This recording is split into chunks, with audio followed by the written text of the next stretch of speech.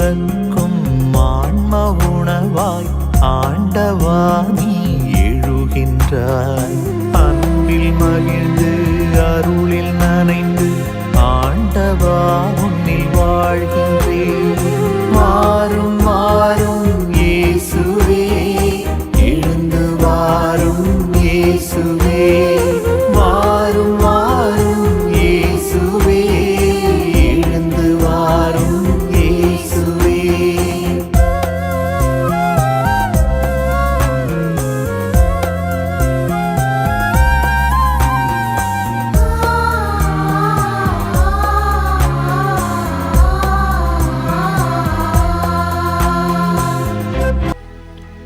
திருப்பாடல் 30. இறை வார்த்தைகள் 11 மற்றும் 12. நீர் என் புலம்பலை களி நடனமாக மாற்றிவிட்டீர். என் சாக்கு துணியை களைந்துவிட்டு என்னை மகிழ்ச்சியினால் உடுத்தினீர். ஆகவே என் உள்ளம் உம்மை புகழ்ந்து பாடும். மௌனமாயிராது என் கடவுளாகிய ஆண்டவரே, உமக்கு என்றென்றும் நன்றி செலுத்துவேன். நற்கருணை ஆண்டவருடைய இறை பிரசன்னத்தில் இன்று நாம் இணைந்திருக்கிற இவ்வேளையில் ஆண்டவர் நம்முடைய புலம்பலை மாற்றுகின்றார். இந்த நற்கருணையில் பிரசன்னமாக இருக்கின்ற இறைவன் நம் ஒவ்வொருவரையும் ஆய்ந்து அறிந்திருக்கிறார். பிரியமானவர், நம் தேவையை உணர்ந்திருக்கிற இறைவனாயிருக்கிறார். நம் உள்ளத்தில் இருக்கின்ற வேதனைகளை இவர் நன்றாக அறிவார். நம் உள்ளத்தில் இருக்கின்ற துன்ப துயரங்களை நம் ஆண்டவர் நன்றாக அறிவார். நாம் எப்படிப்பட்ட இக்கட்டான சூழ்நிலையில் நெருக்கடியான வேளையில் இருக்கிறோம் என்பதை நம் ஆண்டவர் நற்கருணை நாதர் நன்றாகவே அறிந்திருக்கிறார். ஆகாரின் புலம்பலை அவர் கேட்டார். ஆண்டவரே, இதோ என் மகன் சாகும் தருவாயில் இருக்கிறான், அவனுடைய உயிரை எடுத்துக்கொள்ளும் என்று சொல்லி அந்த பாலை நிலத்திலே அழுது புலம்புகிறார் ஆகார். ஆண்டவர் அவருடைய குரலை கேட்டார். அண்ணா ஆலயத்திலே இருந்து கொண்டு அழுது புலம்பி ஒரு குடிகாரியை போல நடந்து கொள்ளுகிறார். உள்ளத்தில் இருந்த கலக்கம், அவருடைய உள்ளத்தில் இருந்த வேதனைகளை அவர் கொட்டி தீர்த்து கொண்டிருந்தார். ஆண்டவர், அண்ணா, நான் உன் குரலை கேட்டேன், உன் மன்றாட்டு என் திருமுன்னிலையில் வந்துள்ளது, இதோ நீ ஒரு மகனை பெற்றெடுப்பாய் என்று சொல்லி ஆசீர்வாதமாய் அனுப்பி வைக்கிறார். மகனே, மகளே, இதோ ஆண்டவர் சொல்லுகிற இந்த இறை வார்த்தை, நீ என் புலம்பலை களி நடனமாக மாற்றிவிட்டி. ஆண்டவரிடத்திலே நாம வேதனையோடு வந்திருக்கலாம், கஷ்டத்தோடு வந்திருக்கலாம், மனபாரத்தோடு வந்திருக்கலாம்.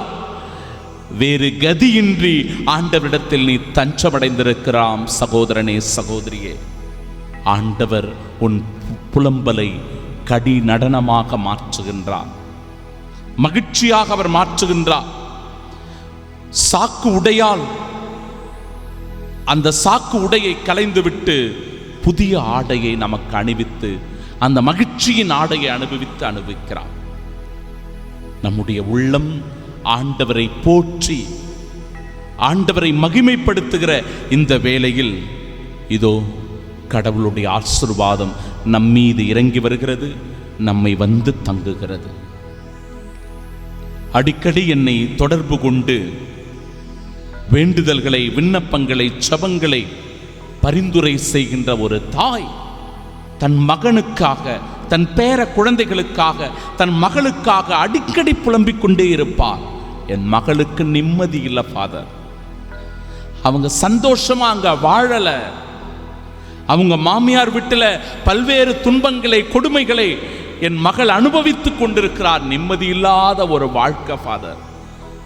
என்னிடத்தில் தொடர்பு கொள்ளும் போதெல்லாம் என் மகள் கதறி அழுகின்றாள் என்று சொல்லி தன் மகளுக்காக செபிக்க அந்த தாய் ஒவ்வொரு முறையும் கேட்டுக்கொள்ளுகிறாள்.